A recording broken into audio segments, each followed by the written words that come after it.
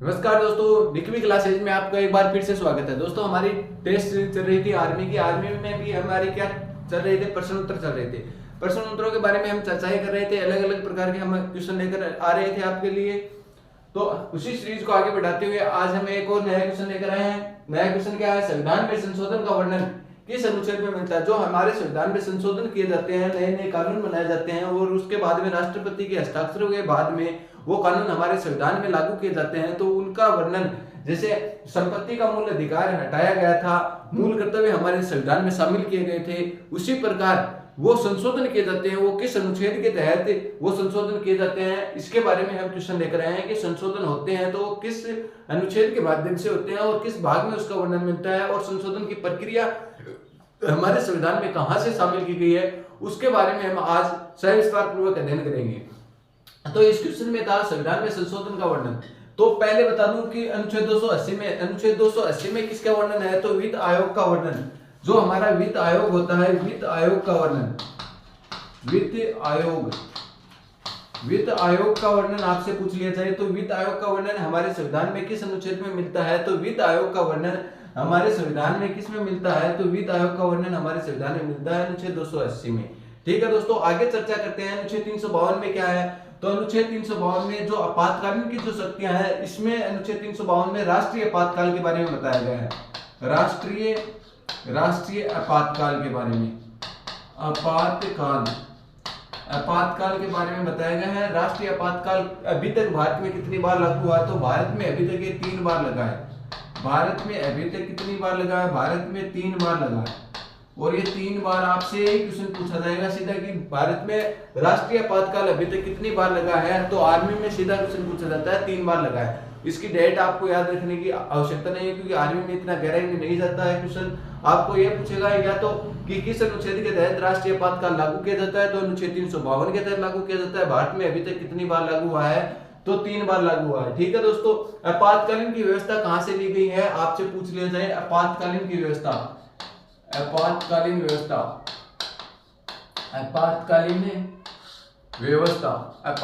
जो व्यवस्था है वो जर्मनी के संविधान से व्यवस्था कहां से ली गई है? जर्मनी के संविधान से ली गई है।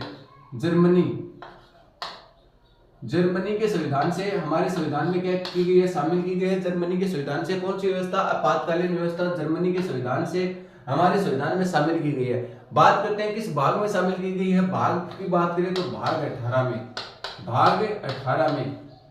18 में किसका वर्णन मिलता है? आपातकाल का वर्णन मिलता है। आगे बात करते हैं अनुच्छेद 356 में क्या है? राज्य आपातकाल के बारे में बताया गया है। आपातकाल कितने प्रकार के बताए थे? मैंने आपको सविस्तार पूर्वक पॉलिटिकल में पढ़ाया था कि आपातकाल कितने प्रकार के होते हैं। आपातकाल 3 प्रकार के होते हैं। एक होता है राष्ट्रीय आपातकाल, एक होता है राज्य आपातकाल और एक होता है वित्तीय आपातकाल। दूसरा आपातकाल कौन सा है? वित्तीय आपातकाल।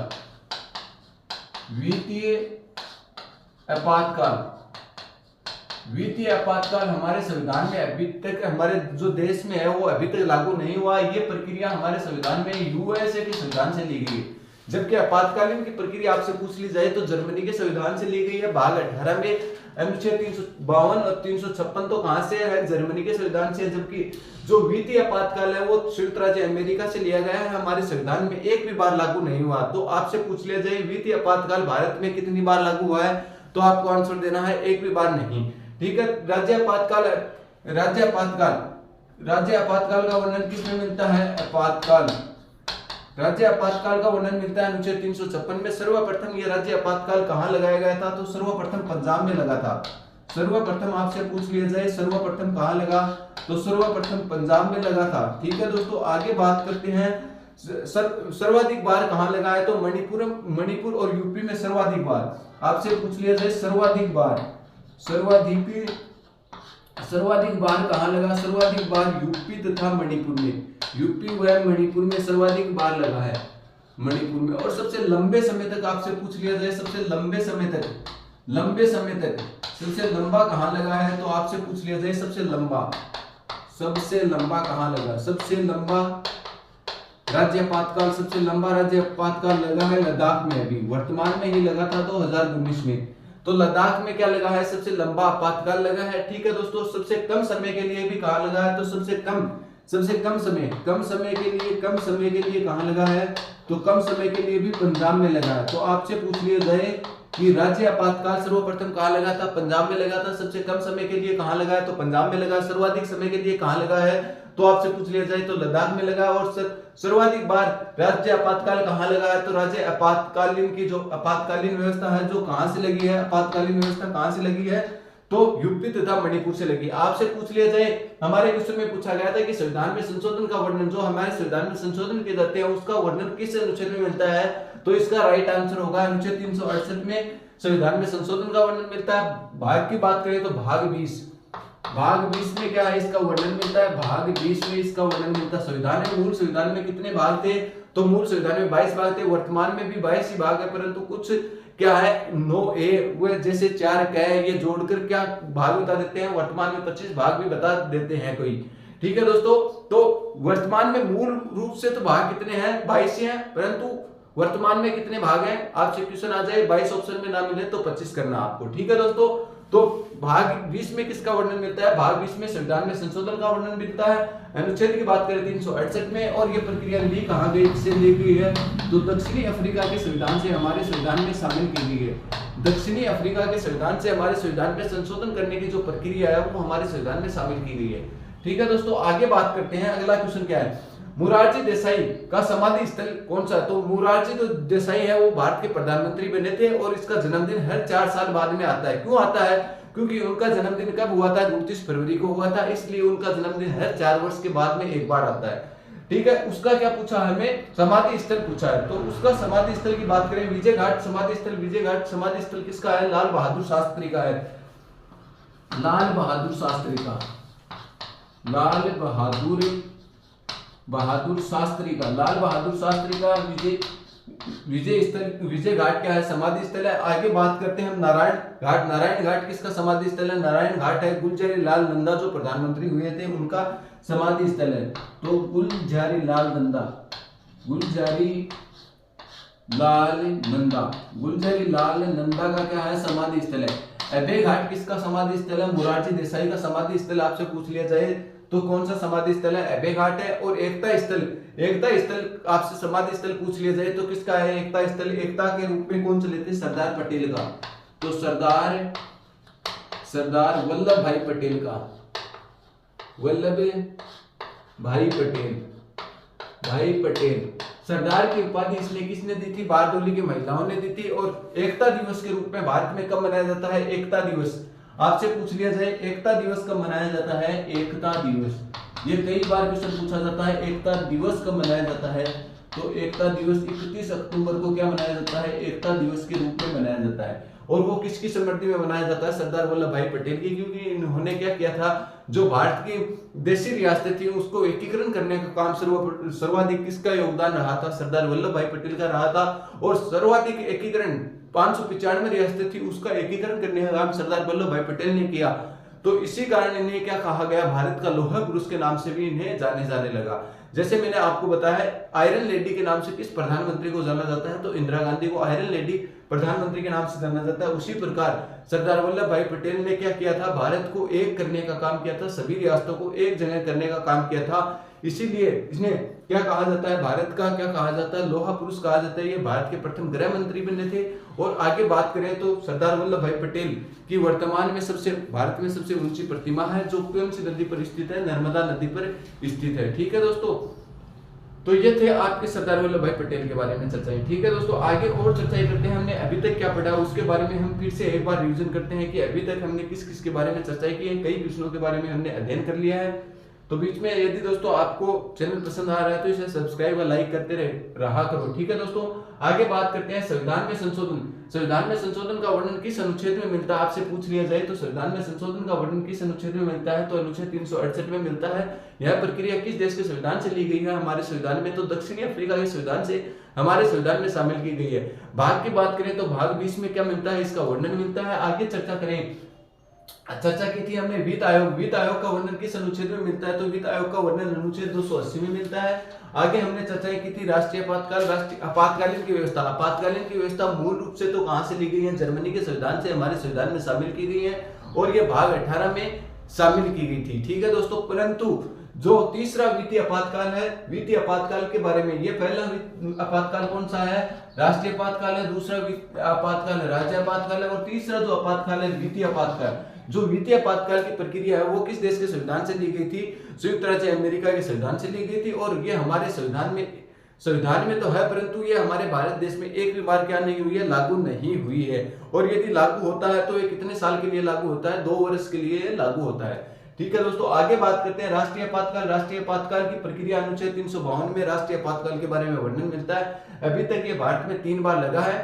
ठीक है दोस्तों, आगे बात करते हैं जो राज्य आपातकाल है। राज्य आपातकाल अनुच्छेद 356 के तहत लगता है। राज्य आपातकाल सर्वप्रथम कहां लगा था, आपसे पूछ लिया जाए तो सर्वप्रथम पंजाब में लगा था, और सबसे सर्वाधिक बार कहां लगा, यूपी तथा मणिपुर में राज्य आपातकाल लगा था। इसके बाद में बात करते हैं सबसे लंबे समय के लिए जो राज्य आपातकाल है वो कहां लगा था, तो लद्दाख में लगा था। इसके बाद में बात करते हैं सबसे कम समय के लिए जो राज्य आपातकाल है वो कहां लगा, तो पंजाब में लगा था। और बात करते हैं राजस्थान के संदर्भ में, तो राजस्थान में जो राज्य आपातकाल है वो अभी तक 4 बार लगा है। ठीक है दोस्तों, आगे बात करते हैं जो प्रमुख जो प्रधानमंत्री हैं उनके जो समाधि स्थल हैं उनके बारे में हम चर्चाएं करते हैं। तो मोरारजी देसाई का समाधि स्थल इसमें क्वेश्चन में पूछा हुआ है, तो मोरारजी देसाई का समाधि स्थल तो कौन सा है, अभय घाट है। इनका जन्मदिन हर 4 वर्ष के बाद आता है। ठीक है दोस्तों, आगे बात करते हैं विजय घाट। विजय घाट किसका है, लाल बहादुर शास्त्री का है। तो आपको कमेंट करके हमें आंसर बताना है कि किस प्रधानमंत्री की मृत्यु विदेश में हुई थी। ताशकंद समझौते के तहत हुई थी। इतना तो मैं आपको बता देता हूं कि ताशकंद समझौते के वक्त प्रधानमंत्री की मृत्यु हुई थी। वह भारत का एकमात्र प्रधानमंत्री था जिसकी मृत्यु क्या हुई थी, विदेश में हुई थी। ये आपको कमेंट करके बताना है कौन सा प्रधानमंत्री है। तो विजय घाट किसका है, लाल बहादुर शास्त्री का है। नारायण घाट आपसे पूछ लिया जाए तो नारायण घाट किसका है, गुलजारीलाल नंदा का समाधि स्थल है। आपसे आगे पूछ लिया जाए कि एकता स्थल किसका समाधि स्थल है, तो सरदार वल्लभ भाई पटेल का। सरदार वल्लभ भाई पटेल को लोहा पुरुष के नाम से जाना जाता है। ये नर्मदा नदी के तट पर इसकी भारत की सबसे ऊंची मूर्ति स्थित है, और इसके जो दिवस को किस दिवस के रूप में मनाया जाता है, इनको एकता दिवस के रूप में मनाया जाता है। 31 सितंबर को यह भारत की क्या बने थे, प्रथम गृह मंत्री बने थे। तो आपसे पूछ लिया जाए भारत के प्रथम गृह मंत्री कौन थे, तो गृह मंत्री सरदार वल्लभ भाई पटेल थे। इन्होंने 1931 के क्रांति अधिवेशन में भी भाग लिया था। कांग्रेस का जो क्रांति अधिवेशन है उसमें इन्होंने क्या की थी, मौलिक अधिकारों की मांग उठाई थी सर्वप्रथम। तो सर्वप्रथम मौलिक अधिकारों की जो मांग उठाई थी वो किसने उठाई थी, सरदार वल्लभ भाई पटेल ने 1931 के क्रांति अधिवेशन में। ठीक है, तो इसी प्रकार सरदार वल्लभ भाई पटेल का संविधान में महत्वपूर्ण योगदान रखता है। ठीक है दोस्तों, उम्मीद करता हूं आपको समझ में आ रहा है तो आप लाइक व सब्सक्राइब करके रखो।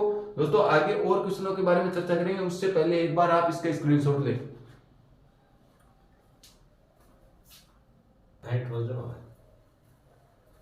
आगे बात करते हैं दोस्तों, कांग्रेस का विभाजन किस अधिवेशन में हुआ था।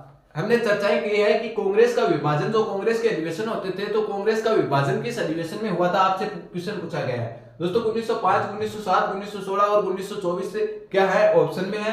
तो 1905 में तो क्या हुआ था, बंगाल विभाजन हुआ था। बंगाल विभाजन कब हुआ था, 1905 में हुआ था। उस समय लॉर्ड आपसे पूछ लिया जाए तो कौन थे, कर्जन क्या थे, भारत के लॉर्ड थे। ठीक है दोस्तों, आगे हम बात करते हैं कांग्रेस का विभाजन कब हुआ था। तो सूरत जो अधिवेशन था 1907 में, सूरत अधिवेशन के अध्यक्ष आपसे पूछ लिया जाए, अध्यक्ष कौन थे, तो अध्यक्ष कौन थे, रास बिहारी बोस। अध्यक्ष आपसे पूछ लिया जाए तो अध्यक्ष कौन थे, रास बिहारी बोस की अध्यक्षता में क्या हुआ रहा था, अधिवेशन हो रहा था। 1907 के सूरत अधिवेशन में क्या हुआ था, कांग्रेस का क्या हुआ था, विभाजन हुआ था। उसके बाद में 1916 का लखनऊ अधिवेशन होता है। 1916 का कौन सा अधिवेशन, लखनऊ में क्या होता है, अधिवेशन होता है। लखनऊ में क्या होता है, वापस से कांग्रेस का अधिवेशन होता है। और 1916 के लखनऊ अधिवेशन की अध्यक्षता कौन कर रहे थे, अध्यक्ष कौन थे, अध्यक्ष आपसे पूछ लिया जाए तो अंबिकाचरण मजूमदार। कौन थे,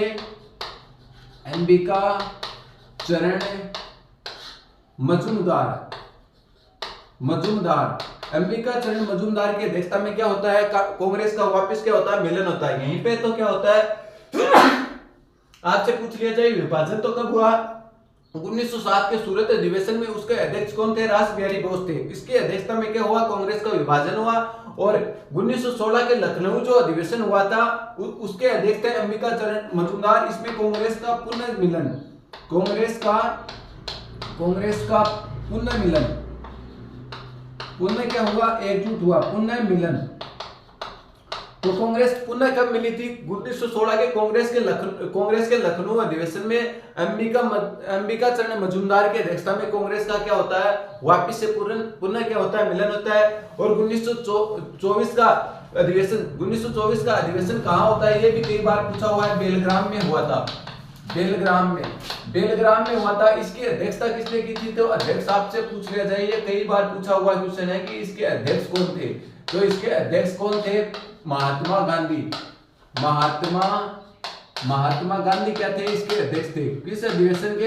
बेलग्राम अधिवेशन के। तो ये क्वेश्चन किस प्रकार से पूछा जाता है? ये क्वेश्चन तो ये पूछा जाता है कि महात्मा गांधी ने कांग्रेस के एकमात्र अधिवेशन की अध्यक्षता की थी, वो कब, वह कहां की थी? तो 1924 में की थी, बेलग्राम में की थी। और कई बार क्वेश्चन ये पूछ लिया जाता है कि महात्मा गांधी ने कांग्रेस के किस अधिवेशन की अध्यक्षता की थी? तो 1924 के बेलग्राम अधिवेशन की अध्यक्षता की थी। और कितनी बार की थी? तो कांग्रेस के एक ही बार, ओनली एक बार महात्मा गांधी जी ने कांग्रेस के 1924 बेलग्राम अधिवेशन की क्या की थी? अध्यक्षता की थी। उसके अलावा महात्मा गांधी जी ने कांग्रेस के कोई अधिवेशन की अध्यक्षता नहीं की थी। ठीक है दोस्तों, आगे और हम चर्चाएं करते हैं।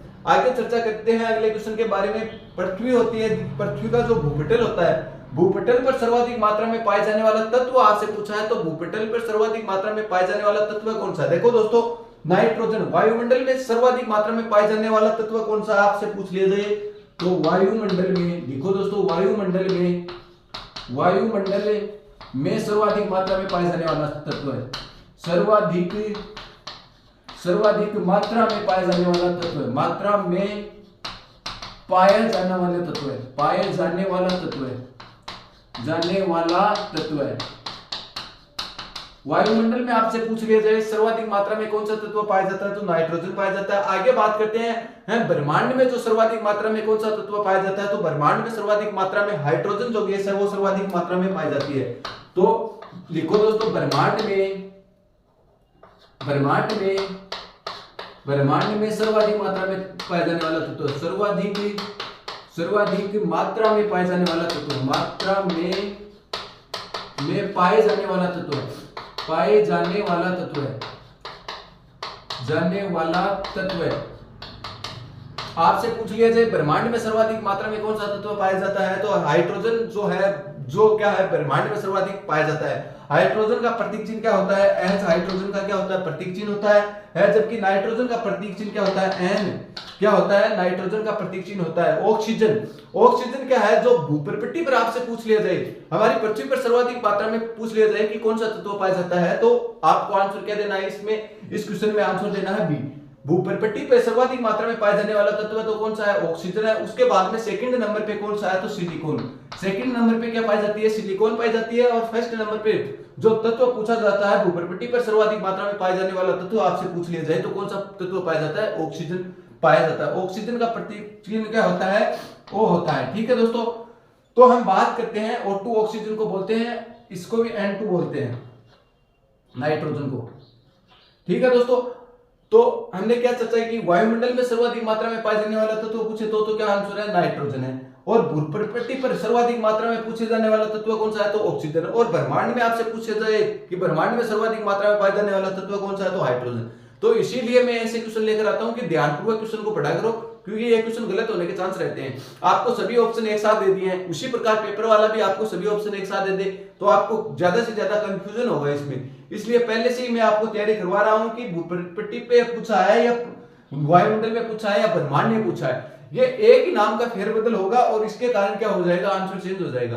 तो आपको इस बात का ही तो ध्यान रखना है कि क्या पूछा है हमने, जो पूछा है उसके जो मुख्य बातें होती है उसके अंडरलाइन करके फिर क्वेश्चन को करना है। ठीक है दोस्तों, तो हमने अभी तक क्या पढ़ा? कांग्रेस का विभाजन किस अधिवेशन में हुआ था तो कांग्रेस का विभाजन 1907 के सूरत अधिवेशन में हुआ था। इसकी अध्यक्षता किसने की थी? रास बिहारी बोस ने की थी। तो आपको यह भी पूछा जा सकता है कि कांग्रेस का विभाजन किसकी अध्यक्षता में हुआ था तो रास बिहारी बोस की अध्यक्षता में हुआ था। सूरत अधिवेशन था 1907 में हुआ था। ठीक है दोस्तों, ये कांग्रेस का वापस मिलन कब होता है? तो 1916 का जो लखनऊ अधिवेशन होता है, 1916 में अधिवेशन होता है। और 1916 में कौन सा अधिवेशन? लखनऊ अधिवेशन में। लखनऊ अधिवेशन की अध्यक्षता किसने की थी? तो अंबिका चरण जो मजूमदार जी थे वो कांग्रेस की क्या थे? अध्यक्षता कर रहे थे। इसमें क्या होता है? कांग्रेस का पुनर्मिलन होता है। एक बात और की थी हमने कि गांधी जी एकमात्र कांग्रेस के अधिवेशन की अध्यक्षता की थी, वो कौन सा अधिवेशन था? तो 1924 का बेलग्राम जो अधिवेशन था उसमें अध्यक्षता किसने की थी? महात्मा गांधी जी ने की थी। हम बात करते हैं कि बंगाल विभाजन कब हुआ? तो बंगाल विभाजन की घोषणा कब होती है? 1905 में होती है। उस समय लॉर्ड कौन था? भारत का लॉर्ड था लॉर्ड कर्जन। लॉर्ड कर्जन क्या करते हैं? बंगाल के विभाजन की क्या करते हैं? घोषणा करते हैं। ठीक है दोस्तों, उसके बाद में हमने चर्चा की है कि भूप्रपट्टी पर सर्वाधिक मात्रा में पाए जाने वाला तत्व कौन सा है? तो सर्वाधिक मात्रा में पाए जाने वाला भूप्रपट्टी पर यदि तत्व पूछा जाए तो कौन सा है? ऑक्सीजन है। और सेकंड नंबर पे कौन सा है? सिलिकॉन है। आगे बात करते हैं कि वायुमंडल में सर्वाधिक मात्रा में, जो वायुमंडल होता है हमारा, वायुमंडल में सर्वाधिक मात्रा में पाए जाने वाला आपसे तत्व पूछ लिया जाए तो वायुमंडल में सर्वाधिक मात्रा में कौन सा तत्व पाया जाता है? नाइट्रोजन पाया जाता है। इसके बाद में बात करते हैं कि ब्रह्मांड में सर्वाधिक, ब्रह्मांड जो हमारा है उसमें सर्वाधिक मात्रा में पाए जाने वाला तत्व कौन सा है? तो हाइड्रोजन है। दूसरे नंबर पे पूछ लिया जाए तो दूसरे नंबर पे किसका नंबर आता है? हीलियम का नंबर आता है। ब्रह्मांड में पहले नंबर पे सर्वाधिक मात्रा में हाइड्रोजन पाया जाता है, उसके बाद में हीलियम पाया जाता है। ठीक है दोस्तों, नाइट्रोजन का प्रयोग कहां किया जाता है? चिप्स तथा कुरकुरों में किसका प्रयोग किया जाता है? नाइट्रोजन का प्रयोग किया जाता है। नाइट्रोजन गैस भरी होती है। जैसे हमारी रोटी में कौन सी गैस भरी होती है? रोटी जो फूली हुई होती है उसमें कौन सी गैस भरी होती है? नाइट्रोजन गैस भरी होती है।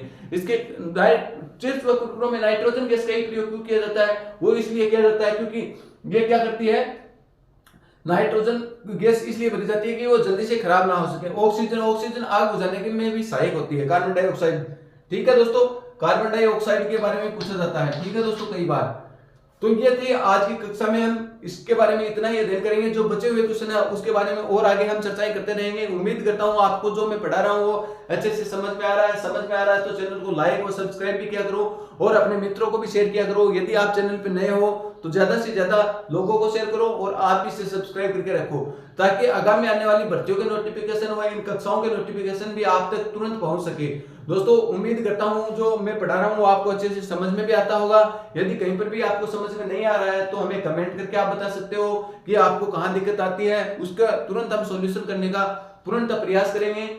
और यदि आपको कहीं दिक्कत है तो कमेंट में बताया करो दोस्तों। और कोई क्वेश्चन यदि आपको अच्छा लगे तो आप हमारे और भी क्वेश्चन भेजा करो, ताकि हमारा भी क्या हो, आपके जो कमेंट देखकर हैं वो मोटिवेशन बढ़ सके और दोगुनी एनर्जी के साथ अगली कक्षा के लिए हम आपके सामने पेश हों। ठीक है तो दोस्तों, आज के लिए इतना ही। धन्यवाद।